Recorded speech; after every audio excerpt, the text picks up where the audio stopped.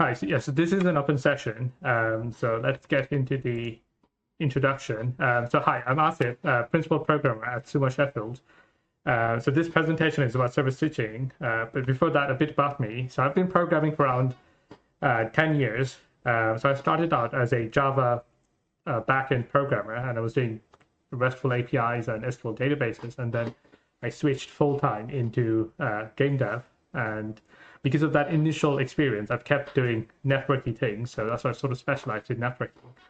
So yeah, so that takes us into server stitching. So this is really a plugin that I wrote last year, and it was to solve the problem of Unreal Engine being very restrictive with how it handles server travels. And typically, as a client, you can only connect to a single server.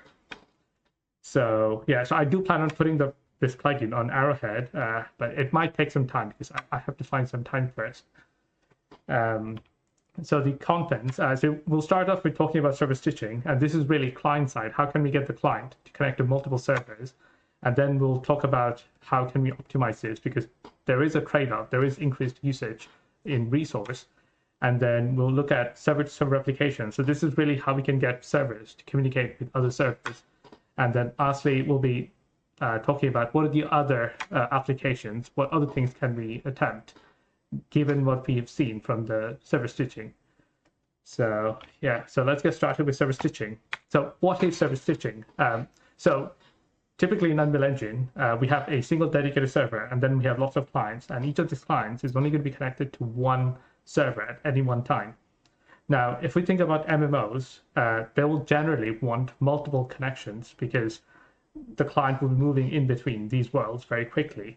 And unless you can support multiple connection, it means you're really limited to just the information on that one server, and typically that's maybe 100 players, so it doesn't let you have a high player density.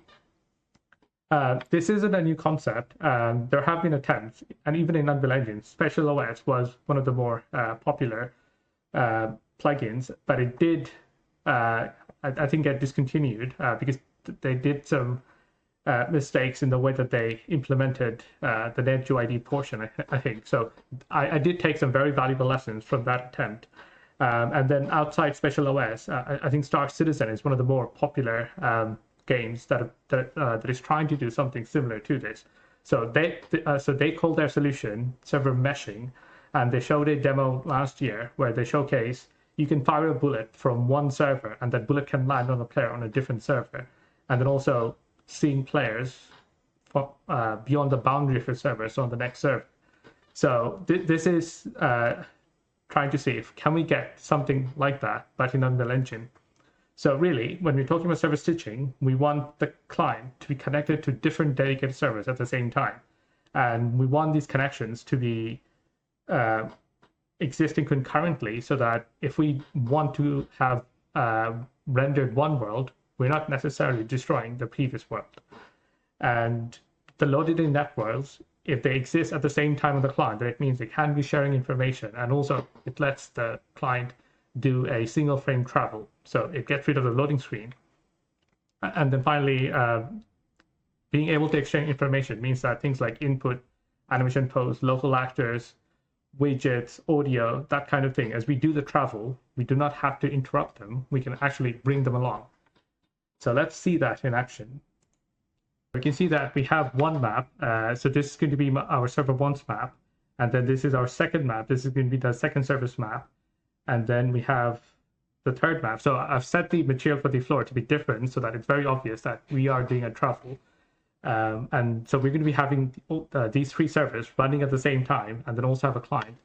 So if I launch a client there, so by default, the client is going to be connected to the server session that the Pi has launched. And then these two terminal windows are the server 2 and server 3. And yeah, so on my client, so as I walk over this portal, so this is going to kick off the stitching, and it's going to start connecting asynchronously in the background. And you can see as I walk over them, my gameplay is not being interrupted, even though in the background, the connections to the servers are being made, and they're being made asynchronously. And if I press X, I should be, yeah, so you can see there that I did travel. So pressing X starts the travel for this showcase. And you can see that there's no loading screens. It's a non-destructive travel, so the connection to the previous world is never being destroyed. And I can, so this is showing the debug menu. So you can see there that those 3 servers with different ports. So the IP address is the same because these 3 servers are running on my same machine, but the port is different. And as I press X, I'm basically moving, switching the rendering locally, and I can freely, and this is me just mashing X as quickly as possible just to showcase that there is no loading screen, and yeah, it's really a single frame travel. And one thing to note, so this is the sort of like the first step to server stitching, which is to get rid of loading screens.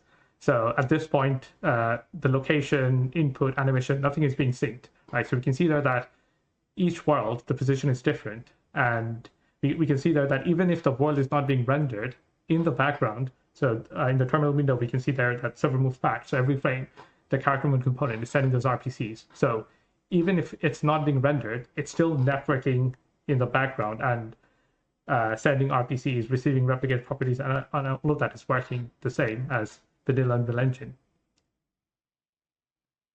So yeah, so let's see how that's possible. What are we doing on the client that lets us have these multiple worlds? So in this diagram, we can see on the server side. So for the sake of simplicity, even though in the demo we had 3 servers, in this diagram we're just stitching 2 servers. So we have 2 servers, and each server has a single UWorld. So this is the same as vanilla Unreal Engine. There's nothing really different about that. But on the client, we can see that you actually have 2 worlds and these dashed lines in the middle. So that's meant to be a stitch. So this is really where the name server stitching comes from. The fact that both worlds are existing concurrently and they're being placed horizontally next to each other. So it means we're stitching them so that if my player is on the boundary of this world, they can sort of walk across to this world in a single frame. And at the point of switching, it doesn't depend on the latency because the world has already been connected and set up, and all the security handshake and everything has already been done. So that's really where the name server stitching comes from. And yeah, so we can see, so initially the client was connected to this world, and then let's say something happened, like entering a volume trigger or something that triggers the connection to the second world, and then that world gets stitched in. And once that's done, now the client can freely move between them. And unlike traditional Unreal Engine, where as soon as you do a travel, because it's a single world in traditional Unreal Engine, you have to destroy the current world to get to the next world. Which is why if you change your mind and you want to go back to the previous world, it's a full hard travel again. Whereas with this method, both worlds is always existing, so the player can at any time move between them. Yeah, so let's see. So how does that work? So how is that different from the base engine travel? Now, the way that the base engine handles travel is through something called a U-pending netgame. Now, the reason this exists is because when the client first starts the connection, it has no idea of the map that the server has. So it has to send a handshake packet to the server. So it just knows the IP address and port at that point. The server receives the IP address and port, and if it decides to let the client complete the handshake, then it sends the map name back to the client. And now, once the client receives it, the U-pending netgame will then kick off the creation of the next world with the new map name. Now, before it does that, it actually has to destroy the current world, garbage collected, and only then can it create the new world. And once that's done, the U-pending netgame will then take the net driver and give it into this new world, and then it will get garbage collected. And once that's done, the net driver can then be driven through the world tick function. Now that gives us a way, because at the point where the U-pending netgame will destroy the previous world, we can make a different version of this called the server stitching netgame. So this is what I've done in the plugin that replicates everything that this does, except when it comes to this point where it destroys the previous world. So instead of destroying, it keeps it around, and it doesn't change the rendering to that new world, but then in the background, it kicks off the whole connection flow. And also the world gets loaded in asynchronously. So there is a function. You can either do it synchronously or asynchronously by default, because this is really meant to always be done in the background. It async loads the next world. And once that's done, it means for the player, they have one world where they're on currently, which has an active net driver. And then in the background, they also have another stitched world, which has its own net driver that's connected to a different server. And once at that point, now the client can seamlessly switch between them. Because really, when it comes to switching UWorlds, the only change that has to happen is in the game instance, there's a pointer to a world that's being rendered. So if that pointer is changed to a different world, then that's all that it takes. Now, one of the major things that makes this possible is the fact that the engine supports multiple worlds. So if we look into the main engine tick function, it has a for loop where it iterates through all the worlds and then calls the world tick function on each of them. And the reason it's designed this way is because in the editor, when we have one dedicated server and then 4 clients in traditional Unreal Engine, that means that the engine has to be able to handle multiple worlds at the same time. Not only that, in the editor, whenever we open up an animation montage tab, animation blueprint tab, so those tiny windows, preview windows, those are actually UWorlds, and they're of editor type. So the engine is very good at understanding multiple worlds, and not only that, understanding worlds that have their own distinct net drivers, because in the editor, with one dedicated server and 4 clients, those worlds have different net drivers with different net modes. So all of this is supported by the engine already, which means for us, really, it's just making sure that the previous world is not getting destroyed and the rest already works because the engine supports it. Right, so now that we know that we can do server stitching, we can have multiple worlds, and we can have different net drivers, and we don't have to have loading screens, what's the next step we can do? Because for MMOs, just having no loading screens is not enough. We do want to make it so that they're seamless, so that as you're walking from one world's boundary to the next, in a perfect world, the player would not even notice that they did a travel, right? So how can we do that? So one of the first things that players notice is the input. So if I'm running forward on one world and then I do a switch, if my character is not running in the next world, then that's very obvious. So I'll play the video. So now we're syncing inputs. You can see as I'm pressing X, I'm switching the world. Whatever input I have on one world, that is being transferred to the next world. And not only that, also the control rotation. So as I'm moving my mouse around, you can see there that is being synced across the world. And it's very seamless. It's very smooth. So it's probably like a bit choppy on the video, but on my machine, if I do it, like it's at 60 frames, and it's hard to tell that there was like a completely different world switch. Now, the reason we can sync input is because when we think of keyboard presses, mouse presses, controller presses, controller analog stick movement, so these are, even for in a dedicated server game, these are never going to be produced on the server. So these are sort of the only things that we can trust to be client-auth, because the server is waiting for them, and usually the character mode component will be sending them as a safe move, the input presses, or if we're using gameplay ability system, it will go through the ability RPCs. And that means the server receives those inputs and then does the simulation and then has the authority output, and that can be compared with the client. Now, because these inputs are always client-auth, so it means on the client, we can sync them. So if I'm pressing forward on one world, on my background world, the character can also be taking that input, which means at the point of switching, they both have that, and both worlds' character mode component is taking those inputs and sending it up to their respective servers and doing everything from that point. So yeah, so that's input syncing. Now, in addition to input syncing, we also have things like animation syncing, because animation blueprints have a node where you can take the pose from a different stateful mesh.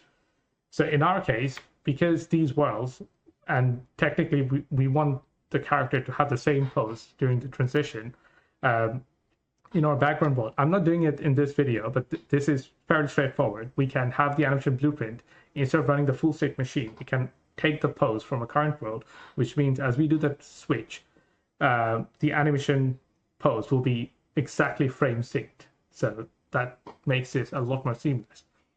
And beyond that, we have things like, so if there's any audio playing on world 1, and locally I want that audio to not be interrupted, I can always move it to the next world.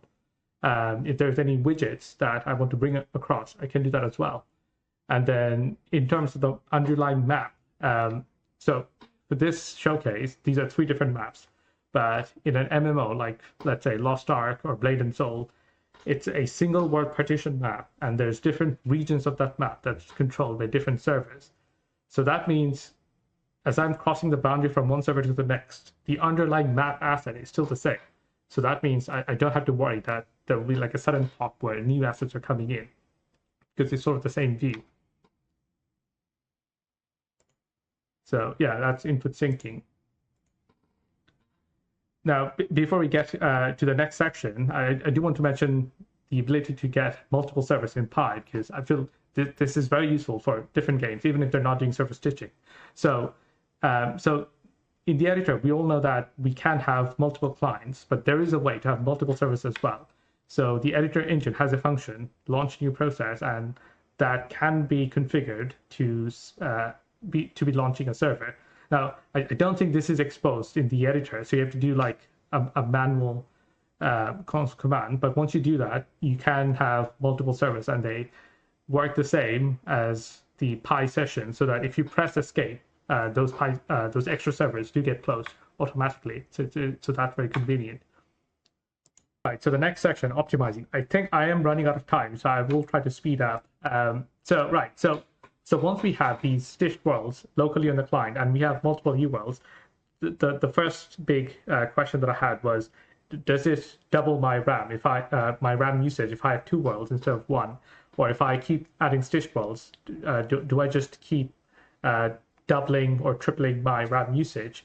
Well, it turns out it's not as bad. So when I tested it, the actual RAM usage would be increasing by a tiny percentage, even if I had 4 or 5 stitched worlds. And the reason for this is because when we load in assets, and this image is actually from Epic Games, the asset data is only being loaded once, and the actual instances in the world, they have a tiny memory footprint compared to the actual asset data. Now, because we're only duplicating UWorlds, or the entire networking is being handled through UWorlds, it means the systems that exist outside UWorld, so this is things like game instance subsystems, class default objects, the asset manager, these things are not being loaded for each world. So they're all sharing the same subsystems, which means, and also the asset data, right? So for each of these worlds, we're not duplicating this asset data, it's only being loaded once, which is why even though we are stitching in lots of worlds, if we look at the actual memory usage, it doesn't increase a lot. So that's good, because even from the get-go, it's already semi-optimized. Now, if we did load in a UWorld that has a completely different asset pack, let's say we're going from a grass biome to like a snow biome, then yes, there would be a spike, because those static meshes or those asset data would not have been loaded for the first world. So there is definitely some extra RAM usage. So what can we do to optimize those bits as well? Well, so if we think of like the actual world, when it's in the background, we can think of the view distance as being 0, because if it's not being rendered, then all the systems in Unreal Engine that sort of have to do with optimizing, so things like loading, level of distance, level of detail, and then things like world partition that loads in tiles depending on the distance from your view source, and then things like network relevancy, so depending on how far those other network actors are, then they become non-relevant and they get removed on the client. So all these systems, right, that have to do with optimizing, they work with view distance. And if we can say that view distance is 0 because the world is in the background, so it's not being rendered, then that automatically means all these systems can do the bulk of the optimization for us. And this can mean not only are the level of detail systems getting rid of all the assets, the world partition is also getting rid of the map type itself. And then in terms of networking, for the server that we are connected to in the background, if a lot of these actors are non-relevant, then it doesn't have to do the work in actually checking if they have to be replicated. So that saves performance on the server side as well. And then finally, we can have data layers. So this is, I think, was introduced in UE5, and this gives us an alternate way to load in assets that's not directly connected to view distance. So this is also another way that we can use to optimize stitch worlds for RAM. And really, once we add all this in, no matter how big a world is, it can be boiled down to like just a single player controller and a player and a character, and then everything else has been unloaded. But the actual UWP port connection to that server that's been handshaked and security authenticated, that can still hang around. And because consoles nowadays have SSDs, and really everyone has SSDs, it means the loading part, we're not bottlenecked by the most expensive part, which is setting up the connection. Now that takes care of RAM. So what about CPU? So really, the thing that contributes the most to CPU ticking is the local actors. And once we add in the RAM optimization, that gets rid of everything, including actors. So it means the CPU ticking goes away as well.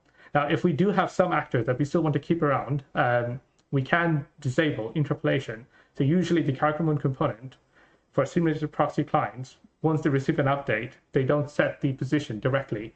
Instead, the mesh asset or the mesh component gets offset and it gets interpolated to make it look smoother. So if it's in the background, it's not being rendered, so we don't really care how smooth these updates are, so they can be disabled, and that gives us back the entire CPU time for those background worlds.